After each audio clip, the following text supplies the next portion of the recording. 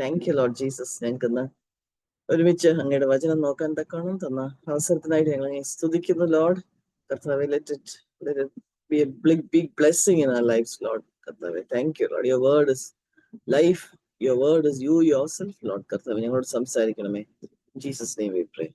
Amen. സദൃശവാക്യങ്ങൾ Proverbs 31 അധ്യായം എടുക്കാം. ചാപ്റ്റർ 31. പ്രോവേർബ്സ് ചാപ്റ്റർ 31 എപ്പോഴും ഞാൻ ചിന്തിച്ചിട്ടുള്ള, നമ്മളെല്ലാവരും തന്നെ ചിന്തിച്ചിട്ടുള്ള ഒരു ഭാഗമാണ് പ്രോവേർബ്സ് 31 അല്ലെ. സാമർഥ്യമുള്ള ഭാര്യ എന്ന് പറഞ്ഞ ഭാഗം. പക്ഷെ ഞാൻ കഴിഞ്ഞ ദിവസം ആക്ച്വലി വേറൊരു മീറ്റിങ്ങിന് വേണ്ടി പ്രിപ്പയർ ചെയ്തപ്പോഴേ ഈ ഭാഗം വായിച്ച് എന്നെ അത് വളരെയധികം ചിന്തിപ്പിച്ചു. ഞാൻ ഓർത്തു ഇത് നമ്മൾ ഇന്നും ഇത് തന്നെ ഡിസ്കസ് ചെയ്യാമെന്ന്. സോ ഞാൻ അതിന്റെ ഫസ്റ്റ് വേഴ്സ് വായിക്കുക. ഇതുവരെ എനിക്കത് മനസ്സിലായിട്ടില്ലാത്ത കാര്യങ്ങള് പുതിയതായിട്ട് കർത്താവ് മനസ്സിലാക്കി തന്നു. ഞാൻ അതിനെ എനിക്കാണ് അത് ഏറ്റവും പ്രയോജനം ഉണ്ടായത്. ഞാൻ ഒന്ന് വായിക്കാം. ലെമുവേൽ രാജാവിന്റെ വചനങ്ങൾ, അവന്റെ അമ്മ അവന് ഉപദേശിച്ചു കൊടുത്ത അരുളപ്പാട്. ഞാനിത് ലെമുവേൽ എന്നുള്ള വാക്കിന്റെ അർത്ഥം ബിലോങ്ങിങ് ടു ഗോഡ്. അപ്പൊ ഞാൻ ഓർക്കും എത്ര ആഗ്രഹത്തോടെയാണ് ഈ അമ്മ ഈ മകന് പേരിട്ടത്. അപ്പം ആക്ച്വലി സദൃശവാക്യങ്ങൾ എല്ലാം ശലോമൻ എഴുതിയല്ല. ഈ അധ്യായം ഈ ലെമുവേലിന്റെ അമ്മ എഴുതിയതാണ്. ലെമുവേലിന്റെ അമ്മയെ പേര് പോലും അവിടെ പറഞ്ഞിട്ടില്ല. അപ്പം ഇത് വായിച്ചപ്പോ ഞാൻ ചിന്തിച്ചു, ആഗ്രഹത്തോടെ നമ്മളെല്ലാം നമ്മുടെ മക്കൾക്ക് വളരെ ആഗ്രഹത്തോടെ, ഞാൻ ഓർക്കുന്നത് നിങ്ങൾക്കൊക്കെ ഓരോരുത്തർക്കും പേരിട്ടത് 3 പേർക്ക് ബൈബിളിലെ പേരുകൾ തന്നെ ഇട്ടത്. ആ പേരനുസരിച്ച് അവർ വളരണം എന്നുള്ള ആഗ്രഹത്തിലായിട്ട് ഒരാൾക്ക് ഇട്ട പേര് ഒരു വളരെ നല്ല വിശ്വാസിയായിട്ട് വളരണം. അപ്പൊ ആ രീതിയിൽ ഈ ലെമുവേലിന്റെ എന്ന വാക്കിന്റെ അർത്ഥം ബിലോങ്ങിങ് ടു ഗോഡ്, ദൈവത്തിന് വേണ്ടി. അപ്പം അത്ര ആഗ്രഹത്തോടെ ഇട്ടപ്പോഴ് അതിന് പുറകിലുള്ള കാര്യങ്ങളും അമ്മ ചെയ്തു. ഞാൻ എന്നെ പറ്റി തന്നെ ചിന്തിക്കുമായിരുന്നു, കർത്താവെ അങ്ങനെ ഞാൻ ചെയ്യുന്നുണ്ടോ എന്ന്. എന്താന്ന് വെച്ചാൽ ആ ആദ്യത്തെ വാക്യത്തില് അവന്റെ അമ്മ അവന് ഉപദേശിച്ചു കൊടുത്ത അരുളപ്പാട്. സോ അമ്മമാരുടെ റെസ്പോൺസിബിലിറ്റിയായി ഈ അധ്യായത്തിൽ നിന്ന് എനിക്ക് മനസ്സിലായത്. അതായത് എങ്ങനെ ആ കുഞ്ഞ് വളരണം, ഒരു റെവലേഷൻ, അരുളപ്പാട്, ഒറക്കിൾ എന്നാണ് എഴുതിയിരിക്കുന്നത്. അപ്പൊ ദൈവം പറഞ്ഞു കൊടുത്ത കാര്യം മകനോട് പറഞ്ഞു കൊടുക്കുക. അപ്പം എത്ര ഇമ്പോർട്ടന്റ് ആണ് ഒരു മദറിന്റെ റോൾ എന്ന് ഞാനിവിടെ ചിന്തിക്കുക. അപ്പൊ നമ്മൾ മദറിന്റെ റോൾ പറയുമ്പോൾ ഞാൻ എപ്പോഴും ചിന്തിക്കും, ചിലർക്ക് മക്കൾ കാണത്തില്ലായിരിക്കും, ചിലർ സിംഗിൾ ആയിട്ടായിരിക്കും ജീവിക്കുന്നത്, ചിലർ ഡിവോഴ്സ്ഡ് ആയിരിക്കും.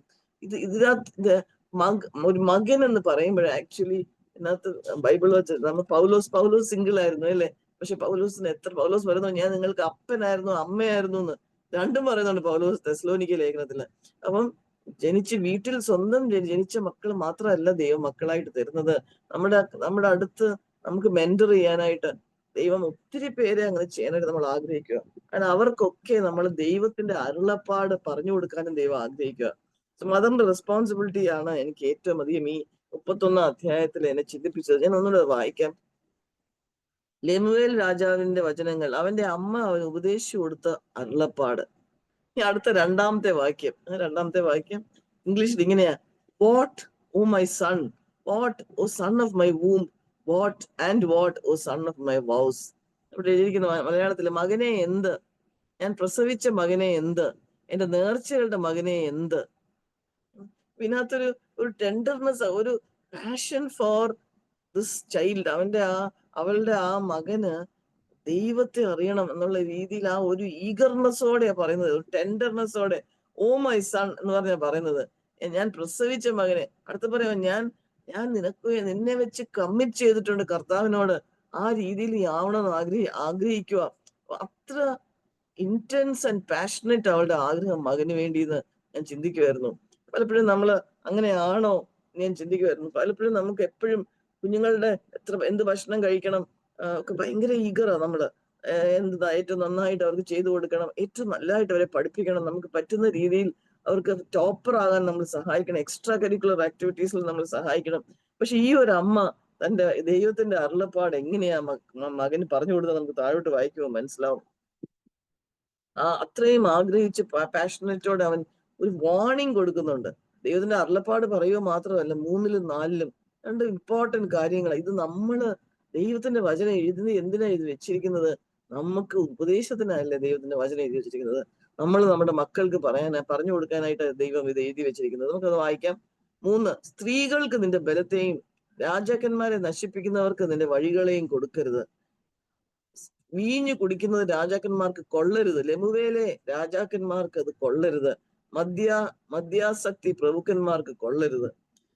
എത്ര ഇമ്പോർട്ടന്റ് ആ സ്ത്രീകളുടെ വിമനോടുള്ള റിലേഷൻഷിപ്പും അഡിക്ഷൻസിനോടുള്ള കാര്യങ്ങളും. ലെമുവേൽ രാജാവിന്, രാജാവായ ശേഷമാണോ എന്നറിയത്തില്ല, എന്നായിരിക്കും, കാരണം രാജാവിന്റെ കാര്യമാണല്ലോ അവിടെ പറയുന്നത്, പറഞ്ഞു കൊടുത്ത്.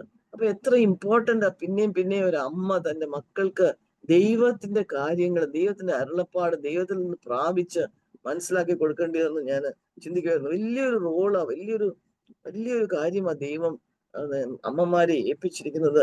ജസ്റ്റ് പ്രസവിച്ച് പാല് കുടിപ്പിച്ച് ഭക്ഷണം കൊടുത്ത് വളർത്താൻ മാത്രമല്ല, ഏറ്റവും ഇമ്പോർട്ടന്റ് ആയിട്ട് മക്കളെ ഇന്നത്തെ തലമുറയിൽ എങ്ങനെ ജീവിക്കണം എന്നുള്ളത് മനസ്സിലാക്കി കൊടുക്കുന്നത്.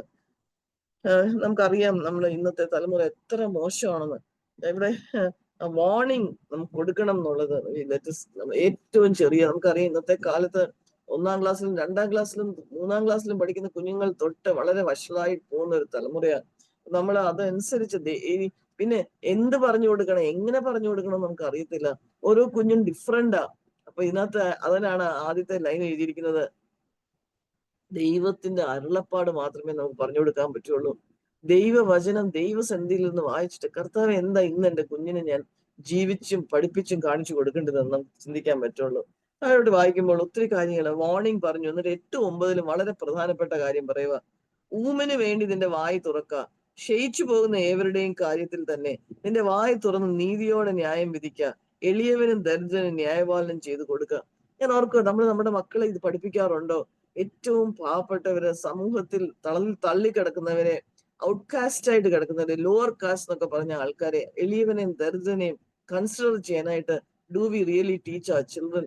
It so important, so important. അല്ലാതെ അവർ എവിടുന്ന ഈ വാല്യൂസ് പഠിക്കാൻ പോകുന്നത്? ദൈവവചനത്തിൽ നിന്നും നമ്മളിൽ നിന്നും അല്ലാതെ. നമ്മുടെ ഹോമാണ്, നമ്മുടെ വീടാണ് ഏറ്റവും വലിയ സ്കൂള്. അല്ലാതെ നമ്മൾ ആ റെസ്പോൺസിബിലിറ്റി സൺഡേ സ്കൂൾ ടീച്ചേഴ്സിനെ ഏൽപ്പിക്കാൻ പറ്റില്ല, സ്കൂൾ ടീച്ചേഴ്സിനെ ഏൽപ്പിക്കാൻ പറ്റില്ല. ഏറ്റവും ഡേഞ്ചറസ് ആയിട്ടുള്ള ഡിമോണിക് ടീച്ചിങ് വേൾഡിൽ കിട്ടാൻ പോകുന്നത്. അതുകൊണ്ട് നമ്മൾ എഫേർട്ട് എടുത്ത് കുഞ്ഞുങ്ങളെ വാൺ ചെയ്യേണ്ട ആവശ്യമുണ്ട്. കുഞ്ഞുങ്ങളെ ഓ മൈ സൺ എന്നുള്ള ടെൻഡർനെസ്സോടെ സംസാരിക്കേണ്ട ആവശ്യമുണ്ട്. ഏറ്റവും സമൂഹത്തിൽ താഴ്ന്നു കിടക്കുന്നവരെ സ്നേഹിക്കാനും കരുതാനും അവർക്ക് വേണ്ടി കർത്താവ് കാണിച്ച മാതൃക പ്രകാരം കർത്താവിന്റെ സ്നേഹം പറഞ്ഞു കൊടുക്കാനും ആഗ്രഹിക്കുക. താഴോട്ട് വരുമ്പോൾ 11-ാം വാക്യം തൊട്ടാന്ന് തോന്നുന്നു ഏറ്റവും ഇമ്പോർട്ടന്റ് ആയിട്ട് നമ്മൾ എപ്പോഴും വായിക്കാറുള്ള കാര്യങ്ങൾ. 10-ാം വാക്യം തൊട്ട് സാമർഥ്യമുള്ള ഭാര്യ എന്ന് പറഞ്ഞാൽ തുടങ്ങുന്നത്. എന്നെ ഏറ്റവും ചിന്തിപ്പിച്ചത് സാമർഥ്യമുള്ള ഭാര്യ എന്ന് 10-ാമത്തെ വാക്യത്തിൽ തുടങ്ങിയിട്ട് അവസാനത്തെ വാക്യം 30-ാമത്തെ വാക്യം വരുമ്പോഴത്തേക്ക് ആ ഭാര്യയുടെ വാക്കങ്ങ് മാറ്റി വെച്ചിട്ട് കർത്താവ് പറയുക സ്ത്രീയോ എന്നുള്ളത്. ഞാൻ ചിന്തിക്കുമായിരുന്നു, ഞാൻ നേരത്തെ പറഞ്ഞ പോലെ നമ്മൾ പലരും ചിലപ്പോൾ സിംഗിൾ ആയിട്ടായിരിക്കും ഇരിക്കുന്നത്, കല്യാണമേ കഴിച്ചു കാണത്തില്ലായിരിക്കും. ചിലപ്പോൾ നമ്മൾ കല്യാണം കഴിച്ചു കാണും, മക്കൾ ഉണ്ടായിരിക്കാം, ചിലപ്പോൾ മക്കൾ ഇല്ലായിരിക്കാം, ചിലപ്പം കല്യാണം കഴിഞ്ഞു പക്ഷെ നിർഭാഗ്യവശാൽ ഇന്നത്തെ ഡിവോഴ്സസ് ഒത്തിരി കോമൺ ആയിട്ടിരിക്കുന്ന സ്ഥലത്ത് ഡിവോഴ്സ്ഡ് ആയിരിക്കാം. ചിലപ്പോൾ നമ്മൾ എൽഡർലി ആയിരിക്കാം, നമുക്ക് പ്രായമൊക്കെ കഴിഞ്ഞ് നമ്മൾ തനിയായിരിക്കും താമസിക്കുന്നത്. പക്ഷെ കർത്താവ് ആ ഡിസ്കോഴ്സ് അവസാനിക്കുമ്പം ആ പേരെ കർത്താവ് മാറ്റുക. നമുക്ക് അവിടെ വരെ ആ വാക്യം വരെ എത്തുമ്പോൾ ഞാൻ ഒന്നും കൂടെ പറയാതെ, ഞാൻ 31-ാമത്തെ വാക്യത്തിന്റെ 11-ാമത്തെ വാക്യം, the heart of her husband trust in her. 11-ാമത്തെ വാക്യത്തിൽ മലയാളത്തില് ഭർത്താവിന്റെ ഹൃദയം അവളെ വിശ്വസിക്കുന്നു, അവന്റെ ലാഭത്തിന് ഒരു കുറവില്ല. ഈ വാക്യം ഞാൻ വായിച്ചപ്പോൾ, ഇത് സംസാരിക്കുന്നതിന് മുമ്പ് ഞാൻ ആക്ച്വലി എന്റെ ഭർത്താവിനോട് ചോദിച്ചു, എന്നെ വിശ്വസിക്കുന്നുണ്ടോ എന്നുള്ള എല്ലാ കാര്യത്തിലും. കാരണം എനിക്ക് ദൈവത്തിന്റെ വചനം എന്തെങ്കിലും ഞാൻ ഷെയർ ചെയ്താൽ ജീവിതത്തിൽ പ്രാക്ടീസ് ചെയ്യാത്ത കാര്യം ഞാൻ ഷെയർ ചെയ്യാൻ പാടില്ല. കാരണം എന്റെ പല കാര്യത്തിലും ഞങ്ങൾക്ക് ചിലപ്പം ഡിഫറൻസ് ഓഫ് ഒപ്പീനിയൻ കാണും. അപ്പൊ അതുകൊണ്ട് ഞാൻ അങ്ങോട്ട് എടുത്ത് ചോദിച്ചു. അപ്പം എന്റെ ഹസ്ബൻഡ് എന്നെ റീഅഷ്യൂർ ചെയ്തു, മേജർ കാര്യങ്ങളിലല്ലല്ലോ, ചെറിയ കാര്യങ്ങളിലല്ലേ നമുക്ക് ഒപ്പീനിയൻ ഡിഫറെന്റ് ആയിട്ടുള്ളത്. ചില കാര്യങ്ങൾ അത് നമുക്ക് പറഞ്ഞ് മനസ്സിലാക്കാനുള്ള കാര്യങ്ങൾ മാത്രമേ ഉള്ളൂ. ചിലപ്പോൾ ഞാൻ ചില കാര്യങ്ങൾ അധികം ശ്രദ്ധ കാണിക്കാത്തപ്പോൾ അത് ഇമ്പോർട്ടന്റ് ആയിട്ട് കൺസിഡർ ചെയ്ത് ഹസ്ബൻഡ് എന്നെ അത് റിമൈൻഡ് ചെയ്യിക്കുന്നതാണല്ലോ. ഞാനപ്പോൾ അത് ഓർത്തത് ശരിയാണല്ലോ എന്നുള്ളത്. പക്ഷെ ഇത് വളരെ ഇമ്പോർട്ടന്റ് ആണ്. അതായത് ഭർത്താവിന്റെ ഹൃദയം വിശ്വസിക്കുക എന്നുള്ളത് ഒരു കാര്യം ഉറപ്പായിട്ടും അത് നമ്മൾ തിരിച്ചാണോ ചെയ്യുന്നതെന്നുള്ളത്. പിന്നെ വളരെ പ്രധാനപ്പെട്ട ഒരു കാര്യം എന്നെ സന്തോഷിപ്പിച്ച കാര്യം ഞാൻ പറയട്ടെ. ഈ ഭാഗം വായിക്കുമ്പോൾ 11 തൊട്ട് താഴെ വരെ ആ സ്ത്രീ ചെയ്യുന്ന ഓരോ കാര്യവും എനിക്കറിയാം നമുക്ക് ആർക്കും അത്രയും ചെയ്യാൻ പറ്റില്ല. പക്ഷേ നമ്മളെല്ലാം ഒരു രീതിയിൽ ഇങ്ങനെ ചെയ്യുന്നവരുമാണ്. പലപ്പോഴും ഒരു ഭാര്യ അല്ലെങ്കിൽ ഒരു മകള് അല്ലെങ്കിൽ ഒരു സ്ത്രീ അല്ലെങ്കിൽ ഒരു അമ്മയാണ് എന്തെല്ലാം കാര്യം പലപ്പോഴും നമുക്ക് തോന്നും ഇതാരും കാണുന്നില്ല. None may upload what we are doing. They won't even realise what we are doing. ചിലപ്പോൾ ചിൽഡ്രൻ റിയലൈസ് ചെയ്യത്തില്ല. ഒരു ദൈവം ഒരു സീസണിൽ നമുക്ക് ആരോഗ്യം തരുന്ന സമയത്ത് പല കാര്യങ്ങളും നമ്മുടെ പേരൻസിന് വേണ്ടിയും അതുപോലെ ചേർച്ചിന് വേണ്ടിയും അല്ലെങ്കിൽ പിന്നെ ജോലി കാര്യങ്ങളിലാകട്ടെ വീടുകളിലാകട്ടെ ഹസ്ബൻഡ്, പക്ഷെ കർത്താവ് അതിനെല്ലാം കണക്ക് വെച്ചിട്ടുണ്ടെന്നുള്ളൊരു കാര്യം എന്നെ എത്ര ചിന്തിപ്പിച്ചു എനിക്കത്. അതായത് എത്ര ഡീറ്റെയിൽഡ് ആയിട്ടാ ഒരു സ്ത്രീ ചെയ്യാൻ പറ്റുന്ന കാര്യങ്ങൾ വചനത്തിൽ എഴുതി വെച്ചിരിക്കുന്നത്.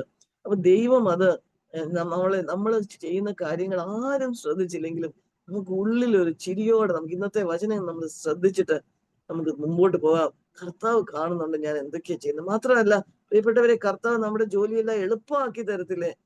ഞാൻ ഓർക്കുമായിരുന്നു ഇന്ന് രാവിലെ എന്റെ ഫാദർ ആക്ച്വലി ഒരാഴ്ചയായിട്ട് സിക്കായിട്ടിരിക്കുമായിരുന്നു. കുറച്ച് ശ്വാസം മുട്ടും ഒക്കെ ആയിട്ട്. അപ്പം രാവിലെ എനിക്ക് മീറ്റിംഗ് എടുക്കണം. ഞാൻ വിളിച്ചു ചോദിക്കേണ്ട ആവശ്യം വന്നില്ല. മദർ എനിക്ക് ഇങ്ങോട്ട് മെസ്സേജ് അയച്ചു, ഡാഡി സ്ലെപ്റ്റ് വെൽ.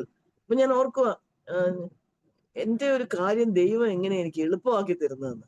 അപ്പൊ നമുക്ക് ചെയ്യാനുള്ള നമ്മൾ രണ്ട് കാര്യം നമ്മൾ ചിന്തിക്കേണ്ട, അയ്യോ ഇത്രയും ജോലികൾ നമ്മൾ എങ്ങനെ ചെയ്ത് കൂട്ടുമെന്ന്. കർത്താവ് എളുപ്പമാക്കി തരും ജോലി. എല്ലാ കാര്യങ്ങളിലും ദൈവം എളുപ്പമാക്കി തരാൻ നോക്കുന്ന ആൾ. അതിനെപ്പറ്റി ഒത്തിരി എനിക്ക് പറയാനുണ്ടെങ്കിൽ ഞാൻ ആ പോയിന്റ് ഇത് മാത്രം പറഞ്ഞു വിടുക. നമ്മൾ ചെയ്യുന്ന കാര്യങ്ങൾ none may upload but God sees all what we are doing. ഇനി അടുത്ത ഒരു കാര്യം ഞാൻ പ്രത്യേകമായിട്ട് പറയാൻ ആഗ്രഹിക്കുന്നത്, ഇതിനകത്ത് ഒരു ഭാര്യയുടെ കാര്യത്തിലാണല്ലോ പറഞ്ഞു തുടങ്ങുന്നത്. നമ്മൾ പലപ്പോഴും ചിന്തിക്കും, ഹസ്ബൻഡ് പല കാര്യങ്ങളും നമ്മളെ ഹെൽപ്പ് ചെയ്യുന്നില്ല എന്ന്. ഞാൻ കുറച്ച് നാളായിട്ട് എനിക്ക് ദൈവം മനസ്സിലാക്കി തന്നൊരു കാര്യമാണ്, ദൈവം രണ്ടുപേർക്കും രണ്ട് റോളാണ് വെച്ചിരിക്കുന്നത്. ഹസ്ബൻഡ് ഞാൻ ആഗ്രഹിക്കുന്ന കാര്യം ചെയ്യരുതെന്ന് ആരും ചിന്തിക്കേണ്ട ആവശ്യമില്ല. ദൈവം ഒരു വൈഫ് തന്റെ റോൾ ഫുൾഫിൽ ചെയ്യാൻ ആഗ്രഹിക്കുന്നു. ആൻഡ് അങ്ങനെ ഫുൾഫിൽ ചെയ്ത് മുമ്പോട്ട് പോകുമ്പോൾ ജീവിതം വളരെ ബ്ലെസ്സഡ് ആയിട്ട് തീരും. അതിന് പകരം ഞാൻ ചെയ്യുന്നത് എപ്പോഴും എന്നെ ഹെൽപ്പ് ചെയ്യുന്നില്ല അല്ലെങ്കിൽ എന്നെ സഹായിക്കുന്നില്ല എന്നുള്ള കാര്യം ഒരു വൈഫ് ചിന്തിച്ചുകൊണ്ട് പോയി കഴിഞ്ഞാൽ അത് വളരെ ഡിഫിക്കൽട്ട് ആവും. നമ്മുടെ റോൾ നമ്മൾ ഫുൾഫിൽ ചെയ്യാനായിട്ട് ദൈവം ആഗ്രഹിക്കുക. 25ഉം 26ഉം വാക്യം ഒന്ന് വായിക്കാം. 25ഉം 26ഉം. ബലവും മഹിമയും അവളുടെ ഉടുപ്പ്, ഭാവി കാലം ഓർത്ത് അവൾ പുഞ്ചിരിയിടുന്നു. അവൾ ജ്ഞാനത്തോടെ വായി തുറക്കുന്നു, ദയുള്ള ഉപദേശം അവളുടെ നാവിന്മേലുണ്ട്. ഭാവി കാലത്തെ ഓർത്ത് പുഞ്ചിരിയിടുന്ന കാര്യം എത്ര നമുക്ക് ചെയ്യാൻ പറ്റുന്ന കാര്യമാണ്. ഞാൻ പണ്ട് ഇതിനെപ്പറ്റി ഓർത്ത് ധ്യാനിക്കുന്ന നമ്മൾ ഒരു പ്രാവശ്യം സിസ്റ്റേഴ്സ് മീറ്റിംഗിൽ പറയുന്ന ഓർക്കുന്നത് ഞാൻ എങ്ങനെ നമുക്ക് ഭാവി ഓർത്ത് പുഞ്ചിരിക്കാൻ പറ്റും. നമ്മൾ ദൈവഭക്തിയിൽ ജീവിക്കുമ്പോൾ ദൈവ വചനം അനുസരിച്ച് നമ്മൾ മക്കളെ വളർത്തിക്കൊണ്ട് വരുമ്പോൾ ഞാൻ അത് ഭാഗം എടുക്കാൻ സമയമില്ലല്ലോ, എപ്പോഴും ചിന്തിക്കാറുള്ള ഒരു കാര്യമാണ്. ആവർത്തന പുസ്തകം 6-ാം അധ്യായത്തിൽ പറഞ്ഞിരിക്കുന്നത്, നമ്മൾ കിടക്കുമ്പോഴും എഴുന്നേൽക്കുമ്പോഴും നടക്കുമ്പോഴും നിൽക്കുമ്പോഴും ദൈവവചനം, ദൈവത്തിന്റെ അരുളപ്പാട് മക്കൾക്ക് പറഞ്ഞു കൊടുക്കണം എന്നാണ് അവിടുത്തെ ആ ഭാഗത്ത് എഴുതിയിരിക്കുന്നത്. അങ്ങനെ നമ്മൾ ചെയ്യുമ്പോൾ നമുക്ക് ഉറപ്പാണ് നമുക്ക് നമ്മുടെ കുഞ്ഞുങ്ങളുടെ ഭാവി കർത്താവ് നോക്കിക്കോളും. നമ്മൾ അവരെ ദൈവത്തിൽ സ്ഥിരപ്പെടുത്തുക നമ്മുടെ മക്കളെ എന്നുള്ളതാണ് ദൈവം ആഗ്രഹിക്കുന്നത് മക്കളെ സംബന്ധിച്ചിടത്തോളം. അപ്പൊ ഭാവി ഓർത്ത് നമുക്ക് പുഞ്ചിരിക്കാൻ പറ്റും. കാരണം കർത്താവ് അവരുടെ കാര്യം നോക്കാൻ പോകുന്നത്, അവർ തെറ്റായിട്ട് ഡിസിഷൻസ് എടുക്കത്തില്ല. അത് കഴിഞ്ഞിട്ട് ഈ ദയയുള്ള ഉപദേശം അവളുടെ നാവിന്മേലുണ്ട്. ഇത് വളരെ വളരെ ഇമ്പോർട്ടന്റ് ഒരു കാര്യം. നമ്മൾ പലപ്പോഴും ചിലപ്പം വീട്ടിലെല്ലാം നമ്മുടെ മക്കളോടും ഹസ്ബൻഡിനോടും ഒക്കെ ദയായിട്ടായിരിക്കും. പക്ഷെ നമ്മുടെ കൂടെ ജോലി ചെയ്യുന്നവരോട്, നമ്മുടെ കീഴിൽ ജോലി ചെയ്യുന്നവരോട് നമുക്ക് ദയായിട്ട് സംസാരിക്കാൻ പറ്റും. അവർ ചെറിയൊരു തെറ്റ് ചെയ്ത് കഴിഞ്ഞാൽ ഉടനെ നമ്മൾ ഇൻഡിഗ്നന്റ് ആകുമോ?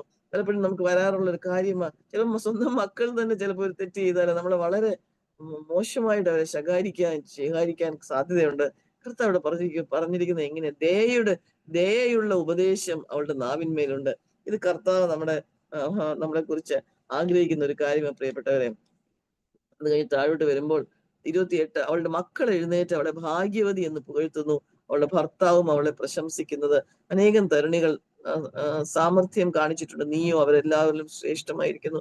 This is very very important. അതായത് നമ്മുടെ ഫാമിലിയുടെ കൂടെ സ്പെൻഡ് ചെയ്യുന്ന സമയം, അവർക്ക് ഫുഡ് മാത്രം ഉണ്ടാക്കി കൊടുത്താൽ പോരാ, അവരുടെ കൂടെ നമ്മൾ സ്പെൻഡ് ചെയ്യേണ്ട ടൈമുണ്ട്. ഫുഡിനെക്കാട്ടിലും ഇമ്പോർട്ടന്റ് അവരുടെ കൂടെ സമയം സ്പെൻഡ് ചെയ്യുന്നത്.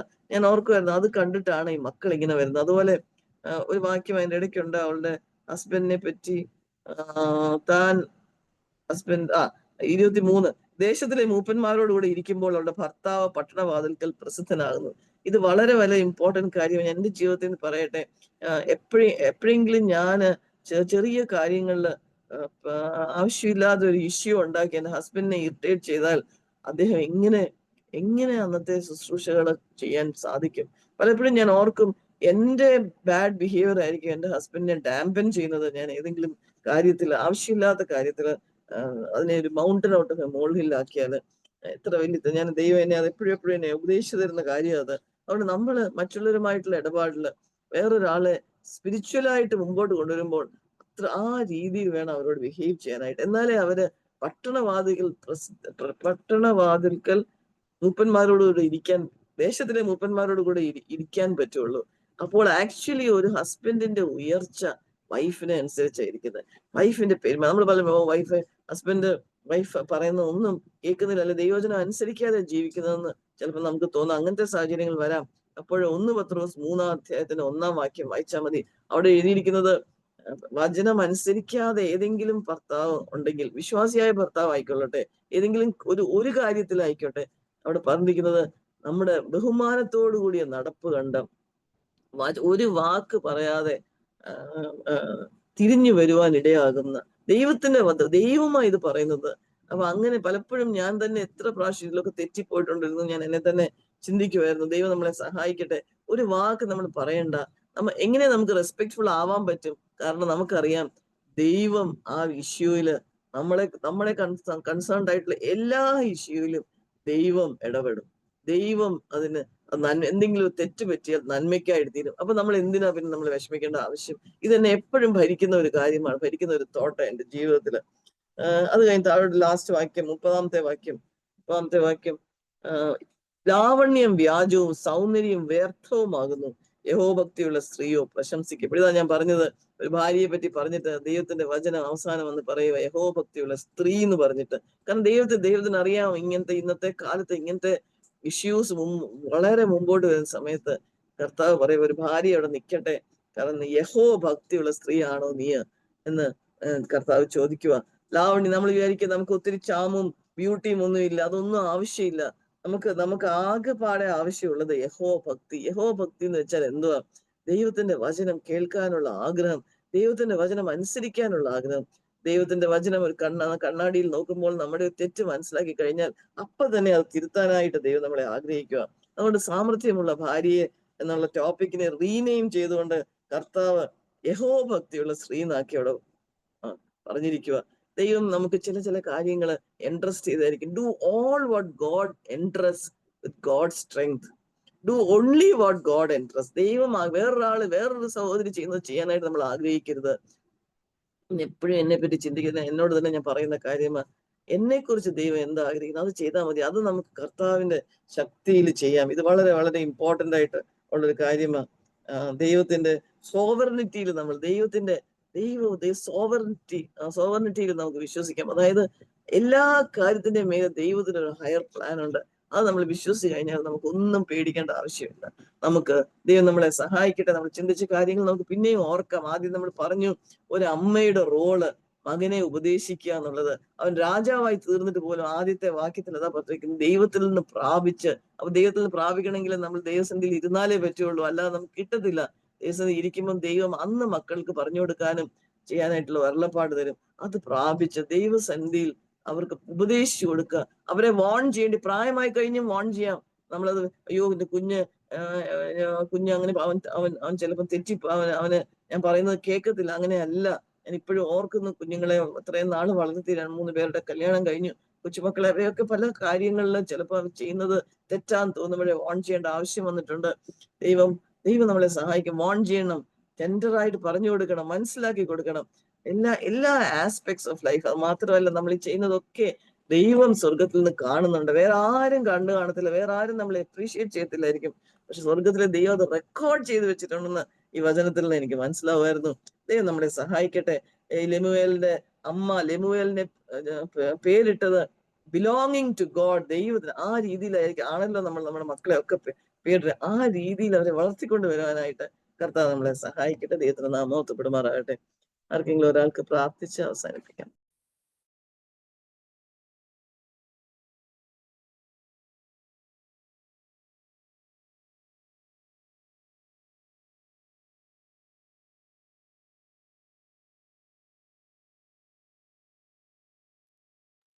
കർത്താവേ, ഒരു പ്രാവശ്യം കൂടെ അങ്ങോട്ട് ബാക്കി വന്ന് വചനം കേൾക്കുന്ന സമയത്തിന് നന്ദി പറയുന്നു കർത്താവേ. കേട്ട നല്ല വചനം കാശ് തോത്തും കർത്താവേ. മാതൃകളായിട്ട് ഞങ്ങളുടെ മക്കളെ കർത്താവെ ശിക്ഷിച്ച് പറഞ്ഞു കൊടുക്കേണ്ട സമയത്ത് പറഞ്ഞു കൊടുത്ത് വളർത്തേണ്ട ആവശ്യകതയെക്കുറിച്ചൊക്കെ കേട്ടല്ലോ കർത്താവെ. ഞങ്ങളുടെ ജീവിതത്തിൽ കുറവുകൾ പലപ്പോഴും വന്നു പോയിട്ടുണ്ടെന്ന് സമ്മതിക്കുന്ന കർത്താവെ. വേണ്ട രീതിയിൽ വരുന്ന ദിവസങ്ങളിൽ കേട്ട വചനം കൊത്തോടെ ഞങ്ങളുടെ ജീവിതങ്ങളെ ക്രമീകരിക്കാൻ ഇടയാക്കുമെന്ന് പ്രാർത്ഥിക്കുന്നു. നല്ല വചനത്തിനായ സ്തോത്രം. വന്ന കൂടിയല്ല പ്രിയപ്പെട്ട സ്തോത്രം. കേൾക്കുന്നവർക്ക് ഇനിയും കേൾക്കാൻ പോകുന്നവർക്കും എല്ലാം ഭയങ്കരമായി തീരുവാൻ സഹായിക്കണമെന്ന് പ്രാർത്ഥിക്കുന്നു. മാമയ്ക്ക് വചനം കൊടുത്തുകൊണ്ട് സ്തോത്രം. ഇത്രയും പേരെ കൂട്ടിക്കൊണ്ടുവന്നുകൊണ്ട് സ്തോത്രം. ഞങ്ങൾ പിരിയാത്ത സ്ഥാനത്ത് നിറയ്ക്കണമെന്ന് പ്രാർത്ഥിക്കുന്നു. പ്രാർത്ഥന സ്തോത്രം. എല്ലാം കേൾക്കണം. ആമേൻ. Praise the Lord.